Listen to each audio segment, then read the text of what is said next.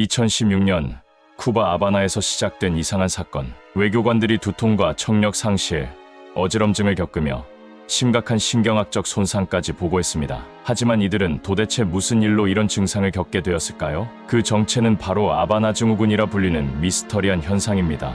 이 사건은 이후 전 세계로 확산되며 오늘날까지 그 원인을 알 수 없는 미스터리로 남아 있습니다. 오늘은 아바나 증후군의 시작과 그 뒤에 숨겨진 비밀을 파헤쳐 보겠습니다.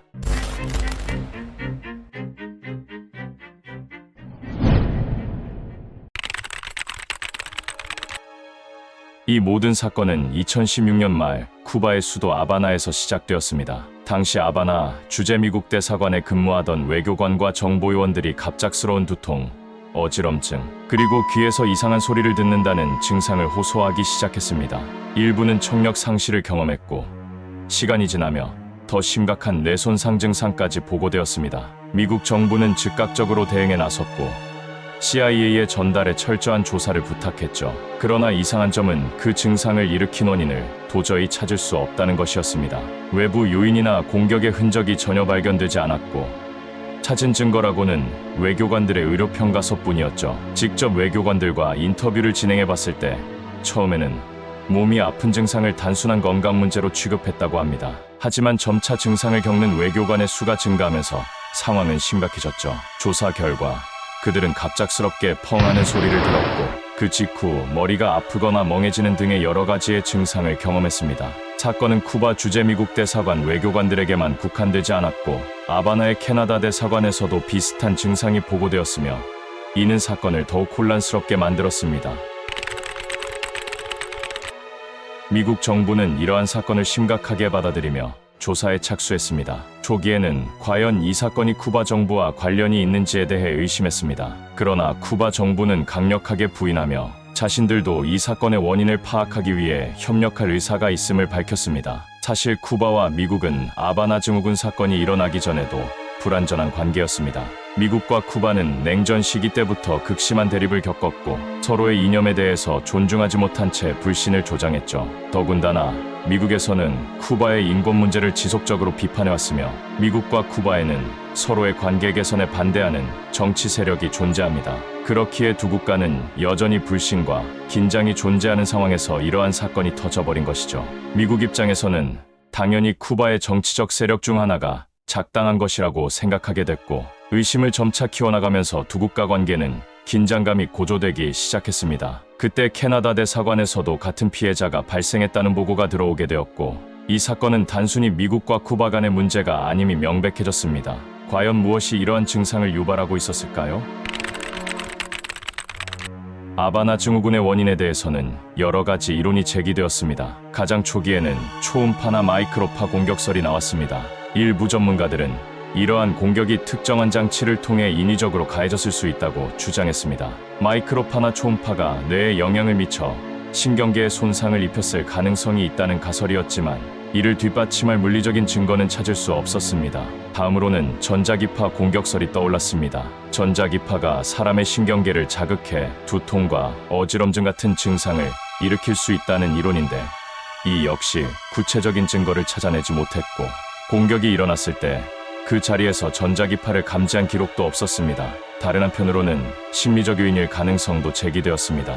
외교관들이 극심한 스트레스 속에서 근무하다 보니 심리적 압박으로 인해 이러한 증상을 겪었을 수 있다는 주장입니다. 특히 소문이나 다른 사람의 증상을 목격한 후 비슷한 증상을 느끼는 심리적 전염 효과도 배제할 수 없다는 의견이 있었습니다. 하지만 이 역시 모든 피해자에게 적용하기엔 한계가 있었습니다. 어떤 학자는 미국과 캐나다를 동시에 겨냥해서 외교관들을 괴롭힌 것이 아닌 어떤 한 국가만을 노리고 접근했을 수 있다고 주장합니다. 그도 그럴 게 아바나에 위치한 미국 대사관과 캐나다 대사관은 물리적으로 약 200에서 300m 정도 떨어져 있는 거리입니다. 도보로 충분히 이동할 수 있는 거리이며, 전자기파나 초음파 같은 공격이 가해졌다 하더라도 충분히 영향을 받을 수 있는 거리라는 주장입니다. 이런 주장에 사람들이 동조하고 있을 때 또 다른 사례 보고가 등장하게 됩니다.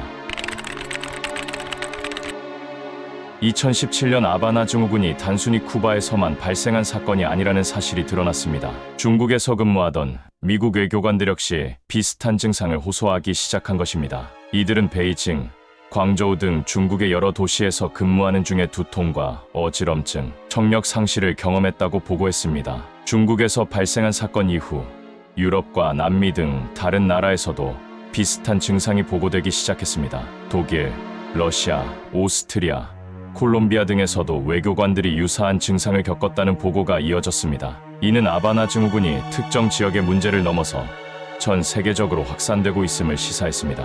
외교관들이 어떤 특정한 공격을 받은 것인지 아니면 전 세계적으로 무언가 더 큰 일이 벌어지고 있는 것인지에 대한 의문이 제기되었습니다. 이러한 사건들을 조사하기 위해 미국의 국립과학원은 철저한 연구를 진행했습니다. 2020년 발표한 보고서에 따르면 마이크로파 공격설을 가장 유력한 원인으로 제시했습니다.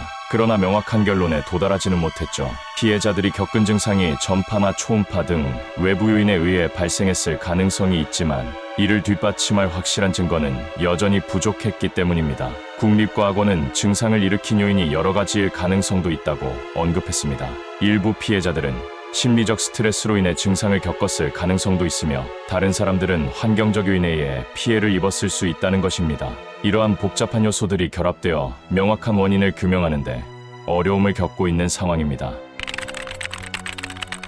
아바나 증후군은 단순한 의학적 문제를 넘어 외교적 파급 효과를 불러왔습니다. 미국과 쿠바 간의 관계는 이 사건 이후 한층 악화되었고 미국은 자국 외교관들의 안전을 이유로 일부 외교관들을 철수시켰고 쿠바 정부는 자신들의 무관함을 주장하며 반발했습니다. 이 사건은 쿠바뿐만 아니라 중국, 러시아 등 다른 나라와의 외교 관계에도 영향을 미쳤습니다. 미국은 이러한 사건들이 단순한 건강 문제가 아니라 특정 국가의 공격일 가능성을 배제하지 않고 있습니다. 이에 따라 각국의 정보기관들이 아바나 증후군의 원인을 파악하기 위해 조사에 나섰지만 명확한 해답을 찾기 어려운 상황입니다. 아바나 증후군은 여전히 그 원인이 밝혀지지 않은 채로 남아있습니다. 피해자들은 여전히 의료적 지원을 받고 있으며 일부는 증상이 완화되었지만 완전히 회복되지 않은 경우도 있습니다. 국립과학원은 이 문제를 해결하기 위해 추가적인 연구가 필요하다고 발표했으며 향후 더 많은 데이터가 모이면 원인 규명에 한 걸음 더 다가갈 수 있을 것입니다. 그러나 현재까지 이 사건은 미스터리로 남아있습니다. 과연 이 사건의 진실은 무엇일까요? 아바나 증후군의 비밀이 풀리기까지 얼마나 더 많은 시간이 필요할지는 그 누구도 모릅니다. 이 미스터리가 언제쯤 해결될지 그 답은 아직도 오리무중입니다. 오늘 영상이 흥미로우셨다면 구독과 좋아요 부탁드립니다. 시청해주셔서 감사합니다.